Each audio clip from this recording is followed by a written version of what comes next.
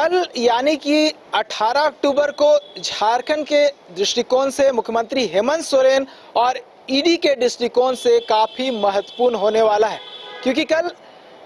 Supreme court में एक बड़ी सुनवाई होने वाली है और ये सुनवाई ईडी से संबंधित है और ईडी की पीएमएलए की धाराओं से संबंधित है। बता दूं कि कांग्रेस के नेता कार्ति चिदंबरम ने एक याचिका दाखिल की है सुप्रीम कोर्ट में और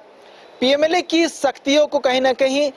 चैलेंज किया है, सवाल उठाया है। उसी याचिका पर कल सुनवाई होनी है और सुनवाई ओपन कोर्ट में होगी और 3 जजों की बेंच मामले की सुनवाई करेगा। इससे पहले भी पीएमएलए की जो विभिन्न धारा हैं उसको चैलेंज किया जा चुका है और उसको कहीं ना कहीं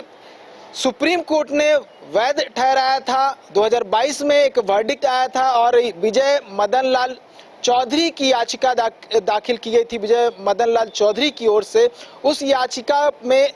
सुप्रीम कोर्ट ने जितने भी पीएमएलए की धारा है उसको वैध ठहराया था और सही ठहराया था। उसी फैसले को कह सकते हैं कहीं ना कहीं चैलेंज किया गया। यह कह सकते हैं कि पुनर्विचार याचिका दाखिल की गई है और कल इस मामले में बड़ी सुनवाई होनी है और झारखंड के दृष्टिकोण से यह इसलिए महत्वपूर्ण है क्योंकि मुख्यमंत्री हेमंत सोरेन की याचिका 13 अक्टूबर को झारखंड हाईकोर्ट से खारिज हो चुकी है। उसके बाद से मुख्यमंत्री हेमंत सोरेन की ओर से कोई भी मूवमेंट नहीं आया है, या कह सकते हैं कि मुख्यमंत्री हेमंत सोरेन की ओर से किसी भी प्रकार की प्रतिक्रिया नहीं आई है कि मुख्यमंत्री हेमंत सोरेन आगे क्या कुछ करेंगे, क्योंकि मुख्यमंत्री हेमंत सोरेन ने ईडी के समन को पहले सुप्रीम कोर्ट में और उसके बाद हाई कोर्ट में चैलेंज किया था। अगर बात करें ईडी के दृष्टिकोण से तो ईडी की ओर से भी 5वें समन के बाद कोई भी कार्रवाई की सुगबुगाहट नजर नहीं आई। तो संभवतः क्योंकि कल एक बड़ा मामला सुप्रीम कोर्ट में होना है और ये मामला भी इसी से संबंधित है, तो कहीं ना कहीं मुख्यमंत्री हेमंत सोरेन और जो राजधानी रांची का जो क्षेत्रीय ईडी कार्यालय है वहां के अधिकारियों को भी इंतजार होगा। बता दूं कि जो कल सुनवाई होनी है उस याचिका में जो बातें कही गई हैं वो मैं आपके सामने बताने जा रहा हूं। इस याचिका में ये बताया गया है कि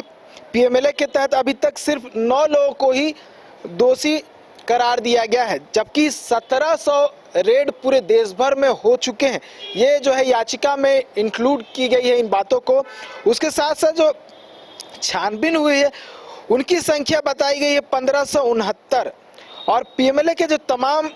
प्रावधान है उस पर कहीं ना कहीं जो है सवालिया निशान खड़ा किया गया, उनमें खामी बताई गई है। और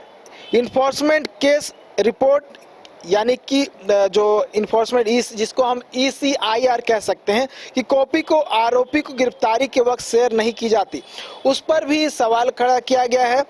और ये भी बातें जो है सामने आई है जिसमें सीआरपीसी की धारा 157 के तहत मजिस्ट्रेट को भी पता नहीं होता गिरफ्तारी क्यों हुई है। तो ये जो बातें हैं इन बातों को कहीं ना कहीं जो याचिका दाखिल की गई है उसमें इंक्लूड किया गया है और पीएमएलए की धाराओं को कहीं ना कहीं कह सकते हैं उस पर सवाल उठाया गया है। और कल इसी मामले में सुनवाई होनी है और कल ओपन कोर्ट में मामले की सुनवाई होगी और कई बातों को उसमें जो है इंक्लूड किया गया है। जो विभिन्न धाराएं हैं उन धाराओं को भी जो है इसमें इंक्लूड किया गया है, जिसमें आप कह सकते हैं कि उस पीएमएलए की धारा 5, 8, 4, 15, 17, 19, 45 और 50 इन धाराओं को उसमें इंक्लूड किया गया है और उसमें उसकी वैधता पर सवाल खड़ा किया गया। और बात करूं धारा 85 में जिसकी मुख्यमंत्री हेमंत सोरेन ने भी पीएमएलए की धारा को चुनौती दी थी हाई कोर्ट में और पहले सुप्रीम कोर्ट में, तो कह सकते हैं ये मामला जो है कहीं ना कहीं मिलता जुलता है और मुख्यमंत्री हेमंत सोरेन की ओर से और ईडी की ओर से कहीं ना कहीं कल का इंतजार जरूर होगा जब सुप्रीम कोर्ट में इस मामले की सुनवाई होगी तो क्या कुछ होता है। क्योंकि अगर सुप्रीम कोर्ट से जो याचिका करता है उनके पक्ष में कोई फैसला आता है तो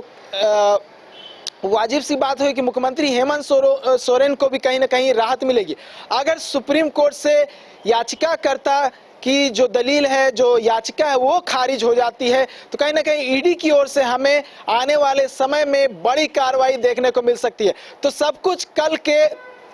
जो सुनवाई होनी है उस पर निर्भर करता है कि कल क्या कुछ होगा। सुप्रीम कोर्ट में जो 3 जजों की बेंच में सुनवाई होनी है, अब देखने वाली बात है कल क्या कुछ होता है और याचिकाकर्ता या फिर जो पहले से निर्णय हुआ था उसको लेकर क्या कुछ होता है और किसके